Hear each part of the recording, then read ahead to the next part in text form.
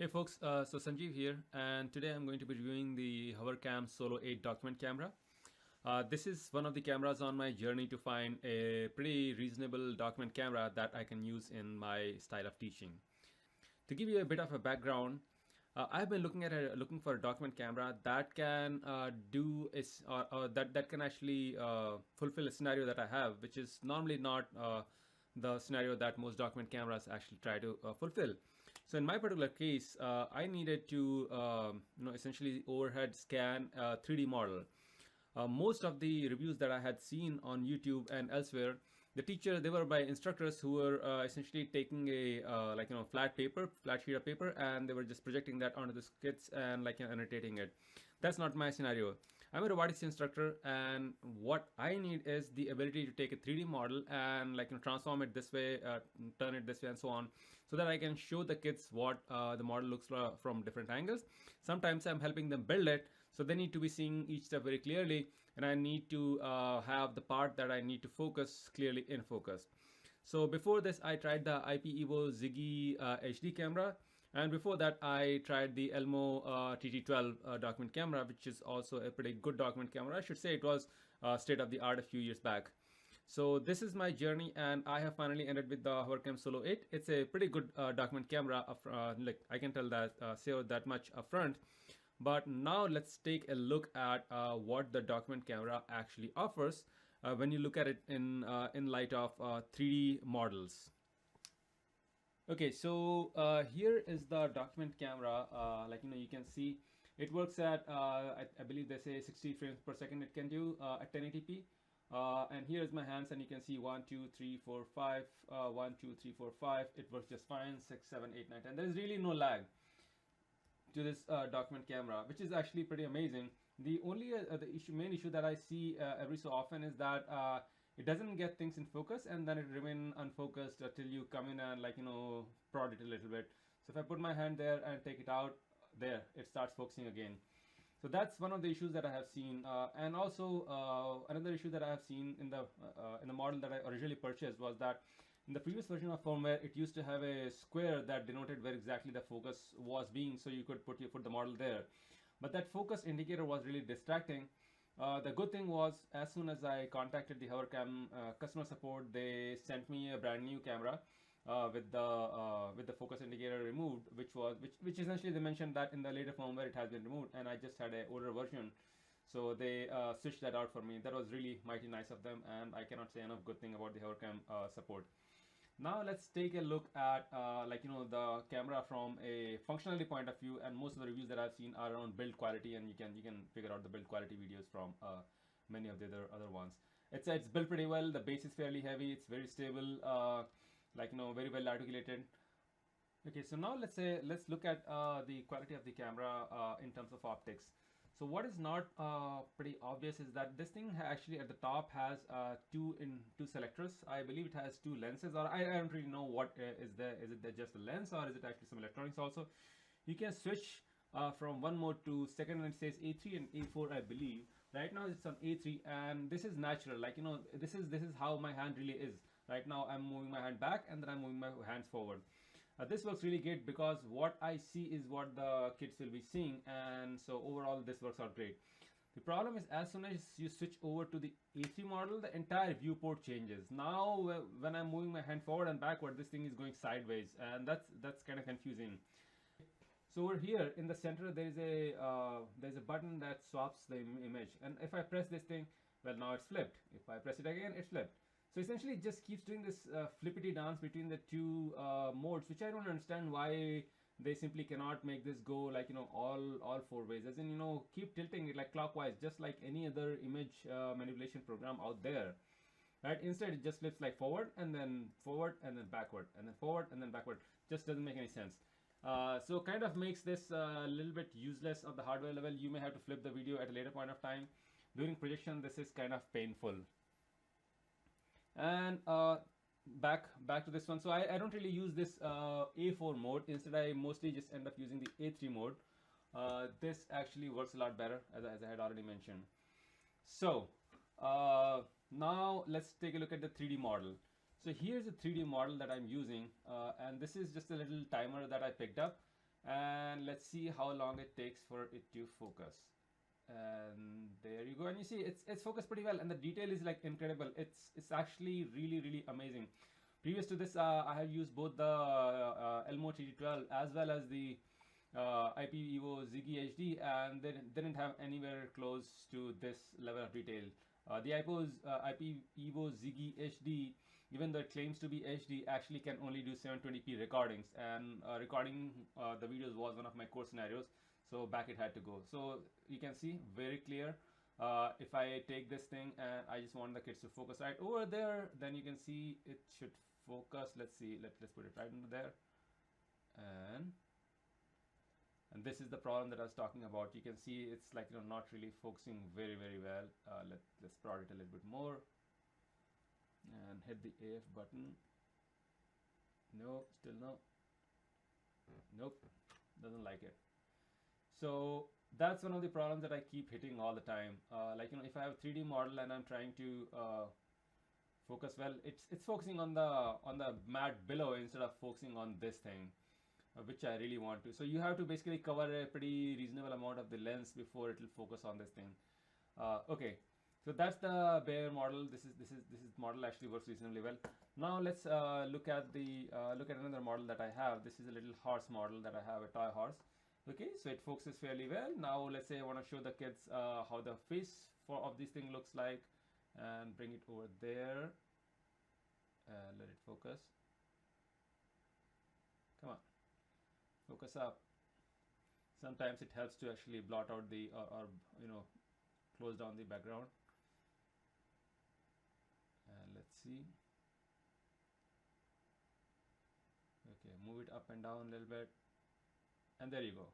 Now it's focused like incredibly well, and you can see the grain in the wood and all, but as soon as I move my hand, the whole thing goes away. Maybe if I remove this thing and put it on a blank background where it cannot focus on anything else, it still focuses on the background below. So that has been a little bit of a consistent struggle when I'm using it for 3D modeling purposes. 3D like showcasing 3D models. You have to be a little bit creative to get this thing working, like cup it or put something under there so that it can focus on the thing right at hand instead of all the way back. So that's the second thing. The color rendition and all is pretty superb actually. I am using daylight balanced LED lights all over the place. I have 2 table lamps pointed right at this thing, and I also have another huge extremely high powered bulb actually showcasing over here, and so it works out reasonably well. And there you go again, like focus. This focus is always a consistent problem for me.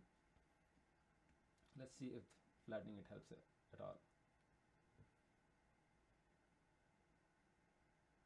There you go, and you can see when it focuses, it does it very well, but I don't know if it's this firmware or what, it does hint quite a bit. I mean, you can even see the glue that they put, and you can. Now somebody asked about the LED light, so I'm going to switch off all the lights in the room and just use the LED light that this guy has. The LED lights do cause a ton of glare, but unfortunately that's a thing that you will have to live with if you're using any document camera for that matter. So first light switch off, second light switch off, and let's try and switch off the third light.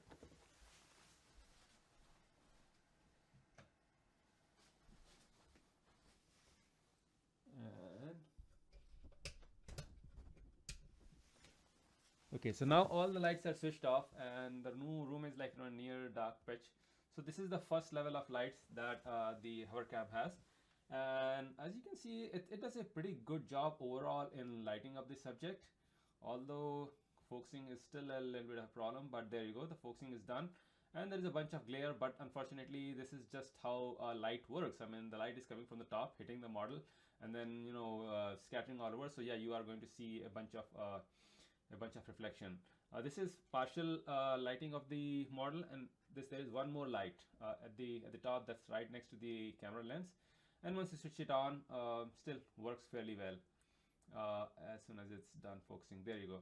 So overall the model, the Hovercam works pretty well for 3D models, and I'm quite happy with it.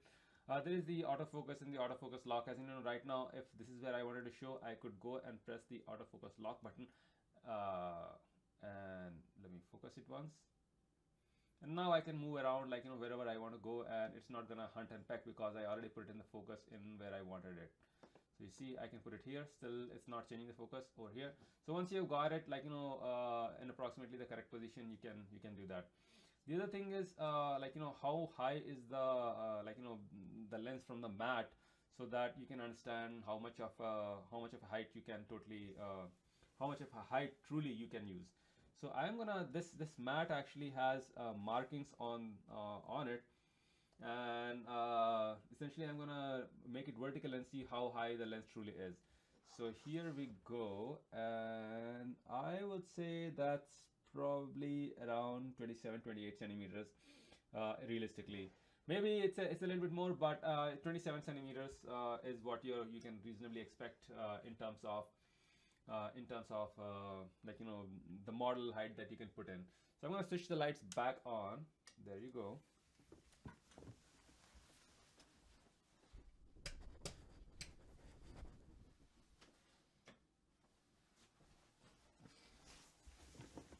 And with the lights on, I'm going to switch off the lights in the Hovercam, and there you go.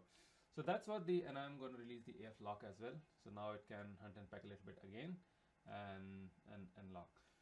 So that's there. Now, how much of resolution it truly has? Well, on the mat you can see right over there. Let me see. There you go. On the mat itself, there are these fine dots, and it can actually resolve them really nicely. I will showcase, here is a scale, a ruler that, let me see, is it on the AF lock? There you go. This ruler was provided to me by DigiKey as a gift, I guess. I bought stuff from them, so they sent it to me the new year. So here you see, I mean, this thing is a pretty fine ruler. I mean, the millimeter markings are right there. So you can see these markers are fairly small, and it is able to actually resolve them pretty cleanly. All the way from here to here. And let's look at the other side. Again, it can resolve everything fairly neatly and cleanly. You know, I'm gonna put it down all the way over there, and let's see if it's the other thing is it's hard to figure out if the model is locked or not. It's not like there's an LED that says autofocus is in lock or autofocus is not in lock. The other thing is the exposure keeps, I shouldn't say exposure, the white balance seems to keep on changing even though the light is exactly the same. So you saw right now there is a little bit of a bluish tinge. I move this up a little bit, and let's see. Come on, focus.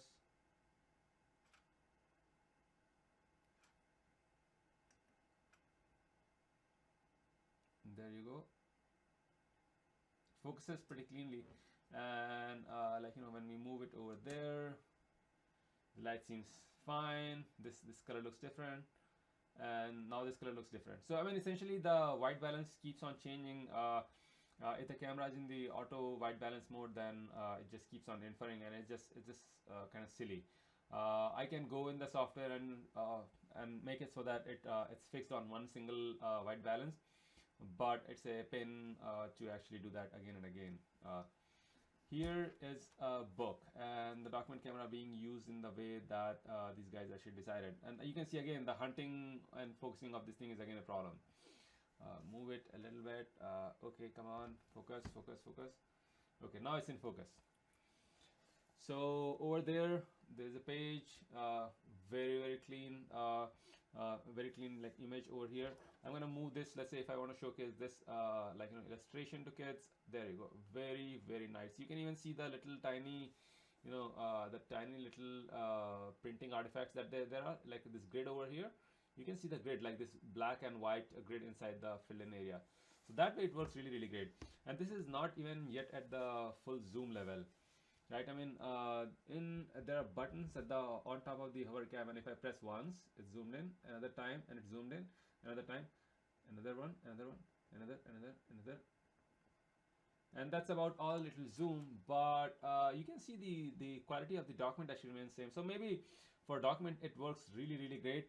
Let's see if zoomed in it works any better on the 3D models. So back to our little horse over here. So focus, and it zoomed in pretty well. I mean, and again you can see the grain, you can even see the fur over here, right? And again it lost the focus. which way. This is where the focus in should really be. I mean, right now I'm right, almost right under the lens. You know, the lens is right over there, and so it's kind of not so clean as to where exactly should I place the mat. No, sorry, the models. So back to the little horsey, it focuses, it showcases, and this is the max resolution. And if I start zooming out there once, twice, thrice, 4 times, 5. And this part I just don't understand. Like, it's right on the ground, nothing is in focus right now. Come on. Focus. There you go. Now it's in focus. So you have to keep up with it. I guess a little bit painful, but let's see. And that's my review. I mean, I think overall, for the money, it's an amazing document camera. It works really well. It works full. I guess you can do a 1080p recording with 30 frames per second, and it has amazing color. Amazing color reproducibility. It has amazing detail on pretty much anything that you can project under it. Reasonable enough height, so about 27 centimeters, which most of my Lego models will fit. It has LEDs that produce a very nice white light, although a little bit harsh. Unfortunately, that's just how all document cameras will be. I don't think anyone can really solve that problem. So good color rendition under those lights, plenty enough light even in a pitch dark room, and yeah, good base, amazing build. I just wish the a newer firmware update takes care of the focusing, so that it doesn't hunt and peck so much. Again, you can see even while I'm speaking, the hunting and pecking actually went through, and again this thing is out of focus. So essentially, a lot of put things in focus, and then there you go. So this is what I was saying. Actually, right now the model is right under the camera lens, so it occupies almost like a bottom. The bottom third portion of the camera view, and the top portion is actually not there. And this is the mode that I want to use, which is the A4 mode. So a little bit painful. Anyway, overall, right now I'm not sure there are that many models. At least I couldn't get an Elmo to test, because I'm spending my own money to try and purchase a camera. So anyway, that's what it is. Hope this helps.